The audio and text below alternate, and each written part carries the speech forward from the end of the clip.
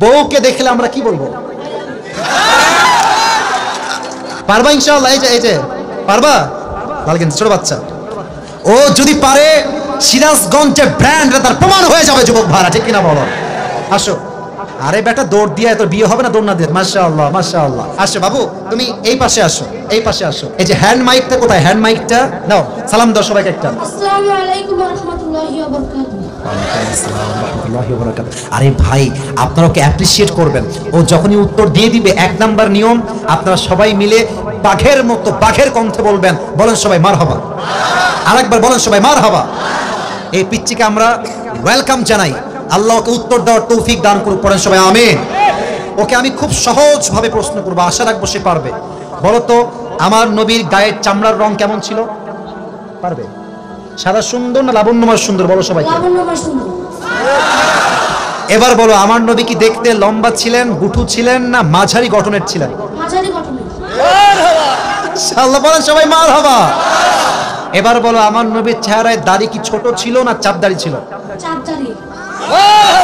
আপনারা বলেন ও পারবে। ওর গায়ের শক্তি বলছে সিরাজগঞ্জের যুবকরা, বাচ্চারা, এটা বাঘের বাচ্চা এরা। এবার তুমি একটু বুঝে শুনে উত্তর দাও। নবীর চুলের যে কাটিংটা ছিল, কাটিং এর নাম কি ছিল? পাপড়ি কাটিং। আরে বলেন সবাই মারহাবা। এবার বলো তো, নবীর হাতের তালু কেমন ছিল? নবীর হাতের তালুটা এটা কি শক্ত ছিল না মুলায়ম ছিল? মুলায়ম ছিল। ওকে অপশন দিলে যে রাইট অপশন সেটাই সে চুজ করছে, বলেন সবাই মারহাবা। এক নাম্বার সে পাস, এক নাম্বার সাবজেক্ট শেষ। দুই নাম্বার বলো তো, আমার নবীর সম্মান আল্লাহ বোঝাবার জন্য যখন মালাকুল মউত নবীর কাছে আসলেন, নবীর রূহ কি এসেই কবজ করলেন, নবীর কাছে পারমিশন চাইলেন? পারমিশন চাই। বলেন সবাই মারহাবা।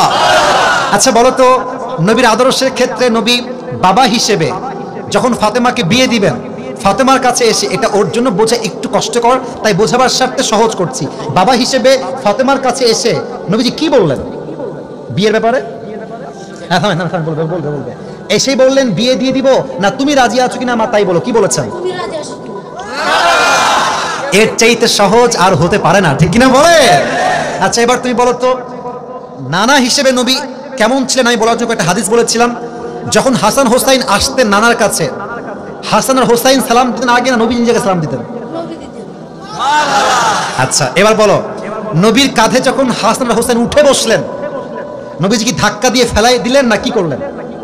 দেননি। দেন নাই। বলে সবাই মারহাবা। তাহলে বাচ্চারা মসজিদে আসলে আমরা কি তাড়াই দিব না আদর করব? কি করব? ও নিজেই বাচ্চা, বলে সবাই মারহাবা। এবার হচ্ছে শেষ কথা, শেষ ভালো যা, লজ্জা নাই। বলো তো, বউকে দেখলে আমরা কি বলবো? বউকে দেখলে আমরা কি বলবো? এই তোমার নাম কি? মোহাম্মদ তাওহীদ ইসলাম। তাওহীদ ইসলাম। ইসলামের একত্ববাদ যে প্রমাণ করে, সে প্রমাণ করেছে আগামী যে ইসলামের জন্য এই কাজ করবে, ঠিক কিনা বলে? তোমার বাড়ি কি এখানে? এখান থেকে এখানে? মাশাআল্লাহ, আল্লাহকে কবুল করুক, পড়েন সবাই আমিন। এই টুপিটা ওর মাথায় পারফেক্টলি হবে না, তবে বয়স তো এখানেই শেষ নয়। একদিন সে বড় হবে, একদিন এই চেয়ারে এই বাচ্চা কথা বলবে, ঠিক কিনা বলে? আল্লাহ তাওহীদ ইসলামকে, আরে ভাই সিরাজগঞ্জের মানুষ যে আগেই বলেছিলাম সাহসী, ও কথা যখন বলেছে ওর মাঝে আমি সামান্য কোনো ভয় দেখতে পারি নাই, ঠিক কিনা বলে? আল্লাহকে ইসলামের সৈনিক হিসেবে কবুল এবং মঞ্জুর করুক, পড়েন সবাই আমিন। আমি টুপি যখন পরাবো, একজন বাঘের বাচ্চা যুবক দাঁড়িয়ে টুপি পরানোর সময় তাকবীর দিবেন, রেডি থাকেন। দেন তাকবীর দেন, কে আছেন?